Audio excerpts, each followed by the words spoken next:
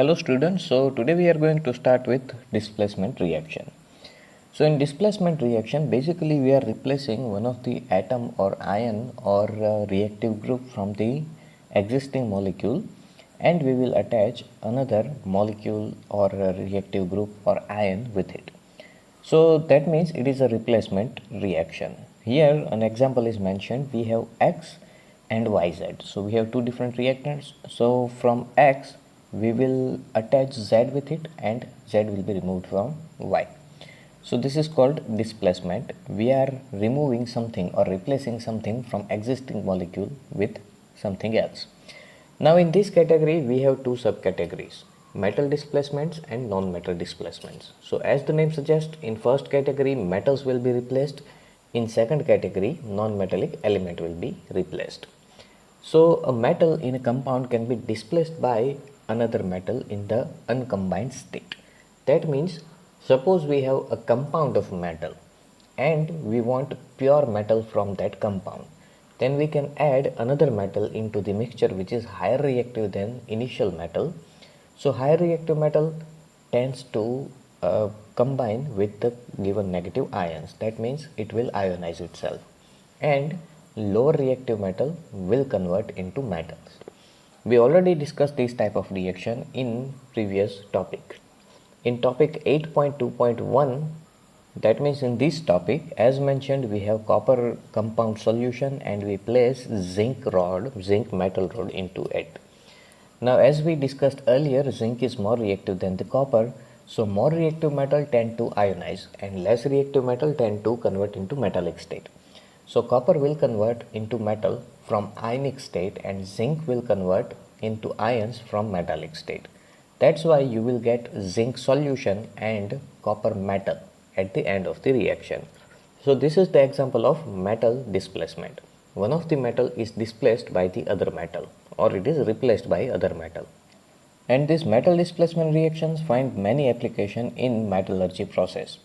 Now metallurgy, that means when we obtain metallic compounds from the earth crust, we will convert it into metallic state at the final stage.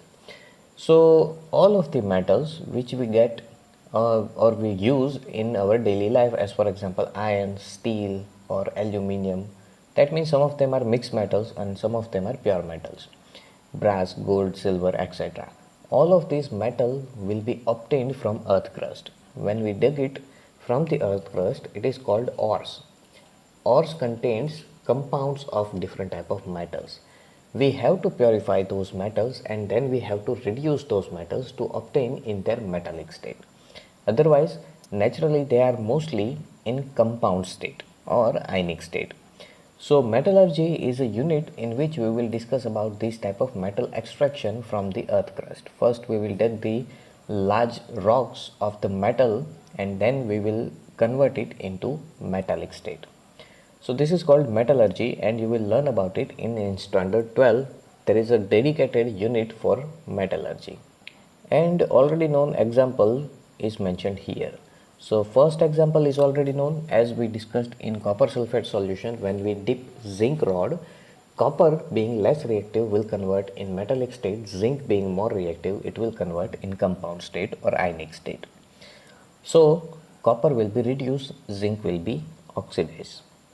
In this reaction, initial oxidation state of copper, it was +2 and it will convert into 0, and for zinc it was 0 and it will convert into +2 oxidation state. So for zinc it is increasing, so it will be oxidation reaction and zinc will react as a reducing agent.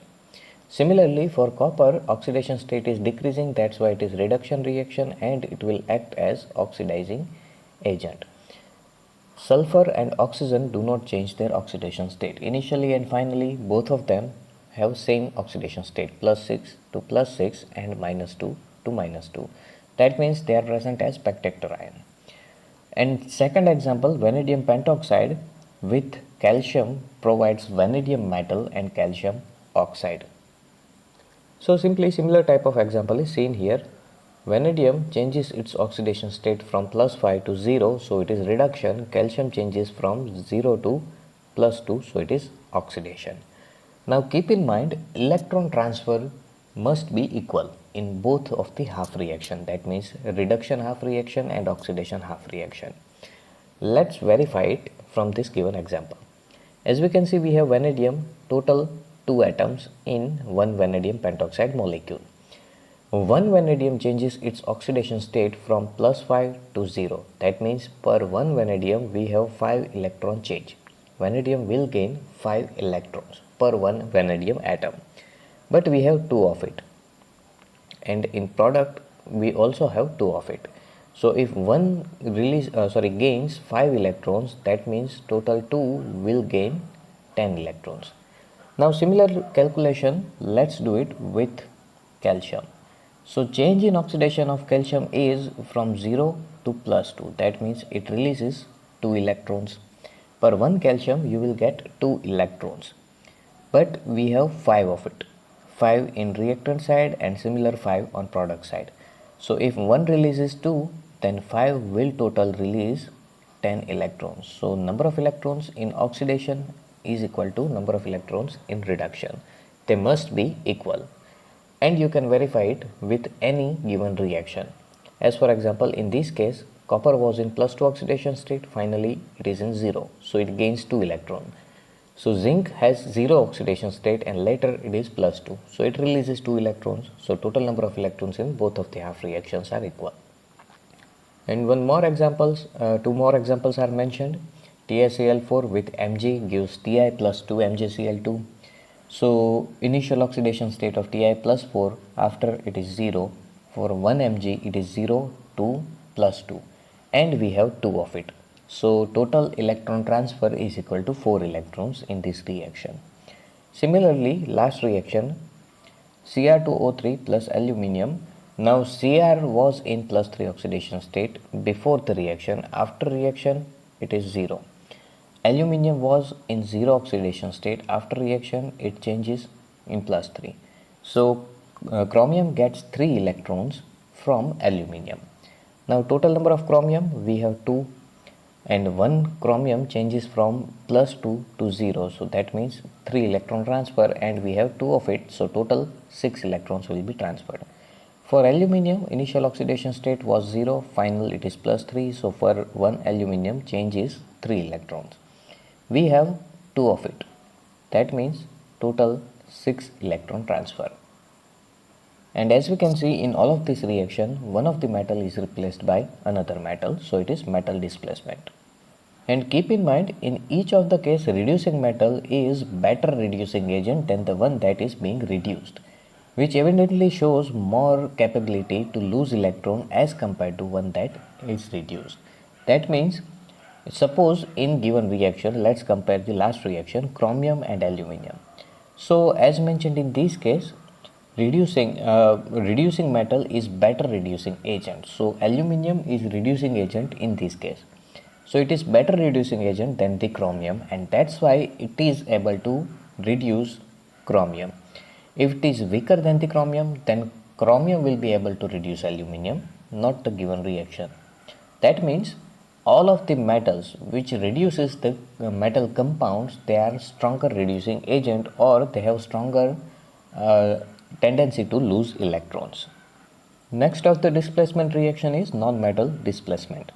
So non-metal displacement redox reaction includes hydrogen displacement and rarely occurring reaction involving oxygen displacement. Now hydrogen is comparatively easy to displace because we have many other elements which are stronger reducing agents or oxidizing agents than hydrogen.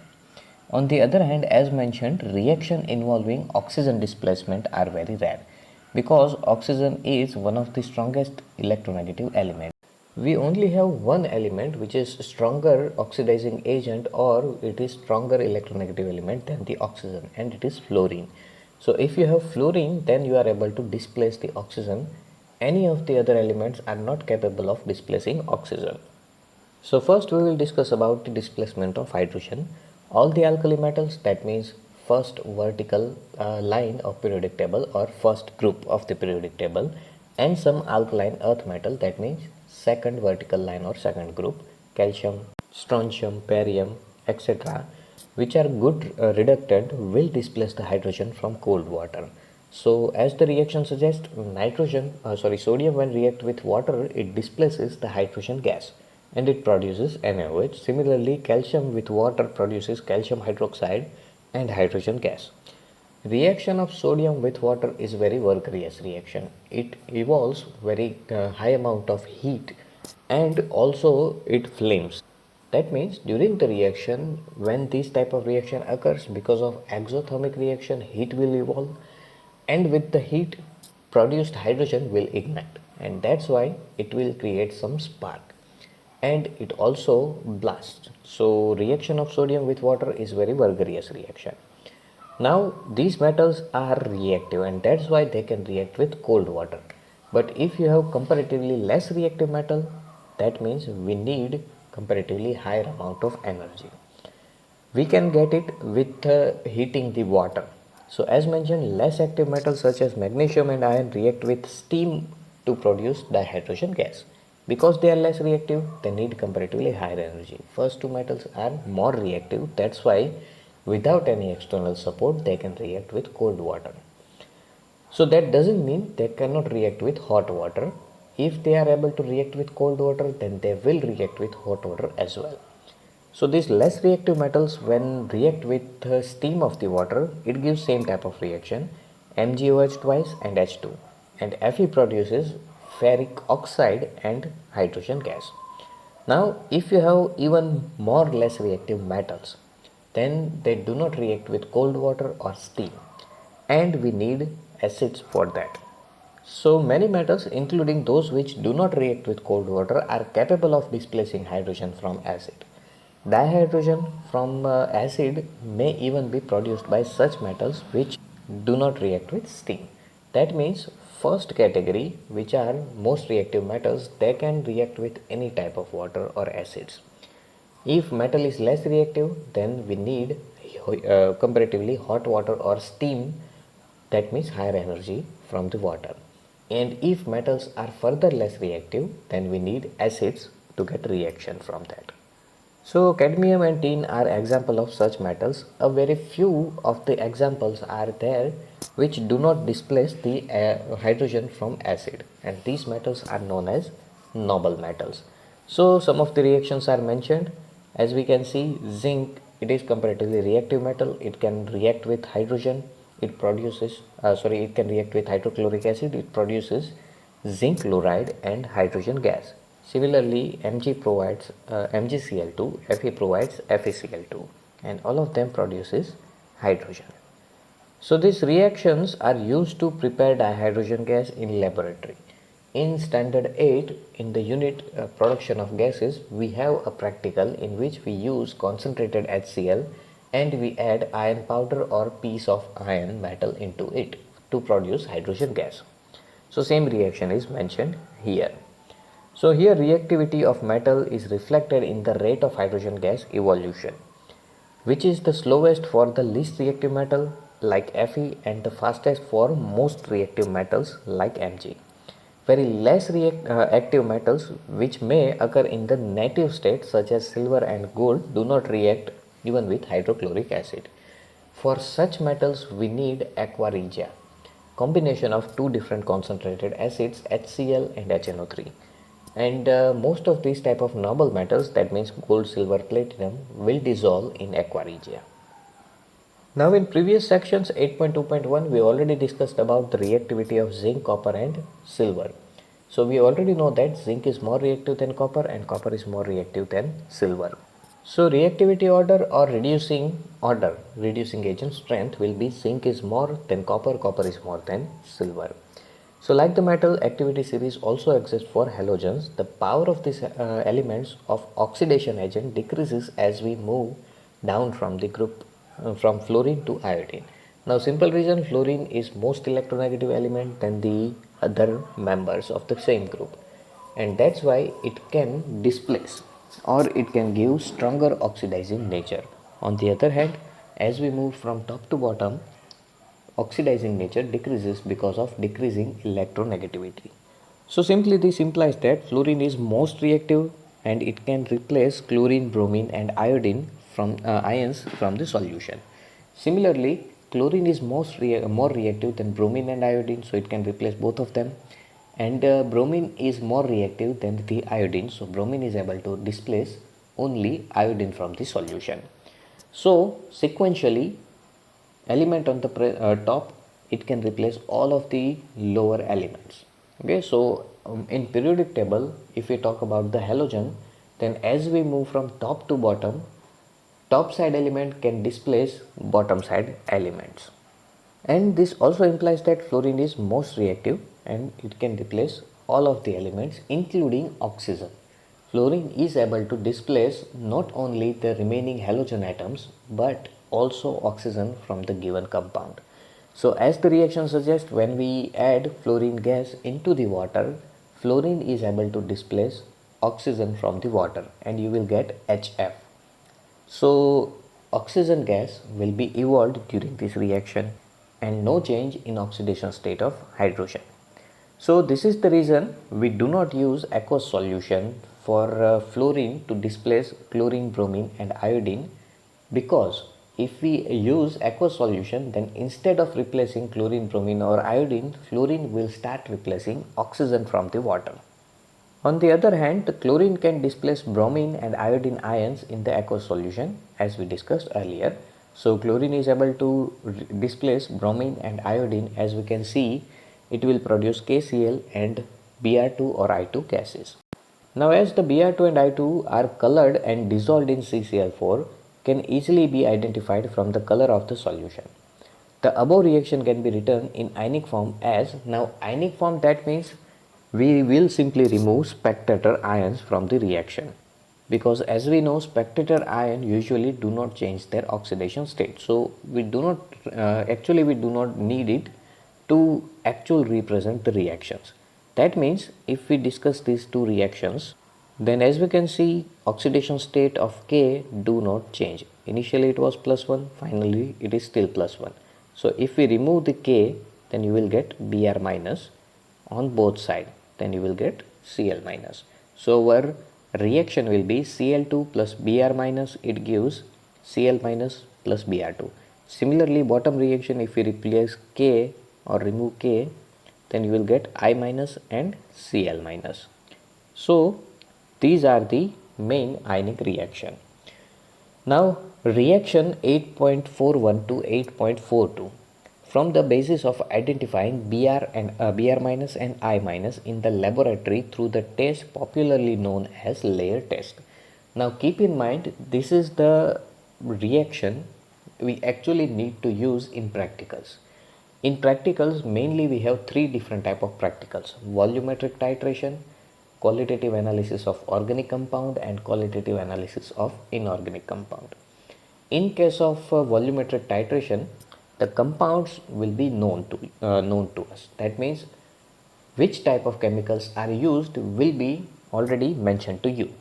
Your target is to find the concentration or quantity of that compound.